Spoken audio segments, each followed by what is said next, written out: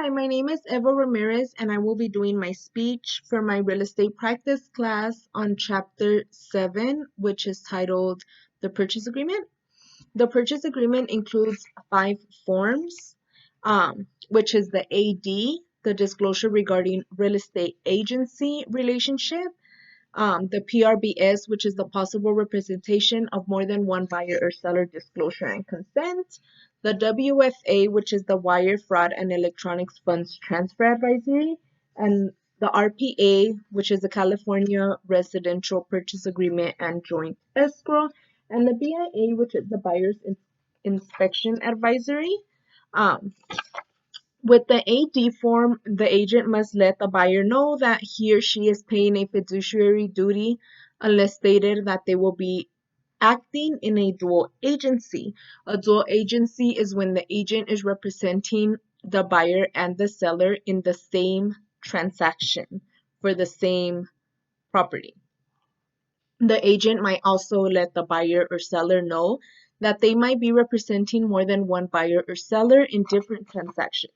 This means that the agent doesn't only work for one person, one transaction at a time.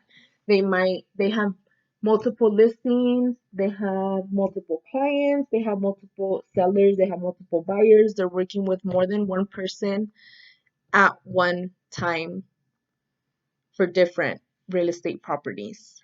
The WFA, which is the Wire Fraud Advisory, is very important to me. The agent must let the buyer know about potential wire fraud, and an agent cannot stress it enough to let their client know that it's out there.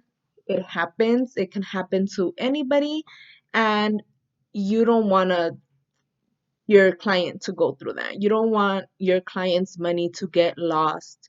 And as everybody knows that buying real estate is the biggest investment that your client will probably do in their lifetime. It's a lot of money and you don't want it to get lost.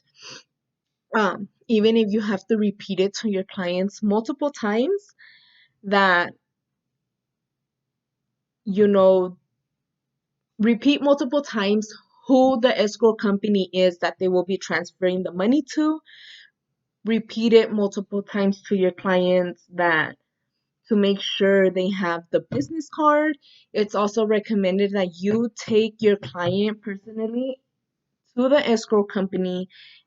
Let them get a business card. Go through the transaction numbers, make sure they're correct, make sure they know where they will be transferring the money to once the transaction is accepted. This will happen 3 days after the escrow company approves for them to purchase the property. Um,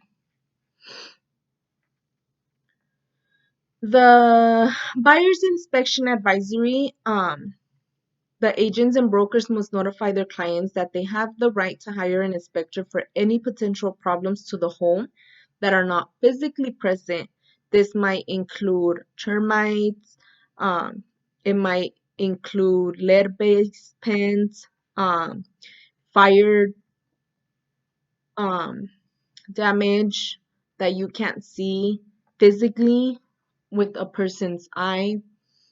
If the seller agreed to fix stuff in the home that needed to be fixed, um, such as fire fixtures, fire detectors that are not working, unattached water heaters, all of that stuff,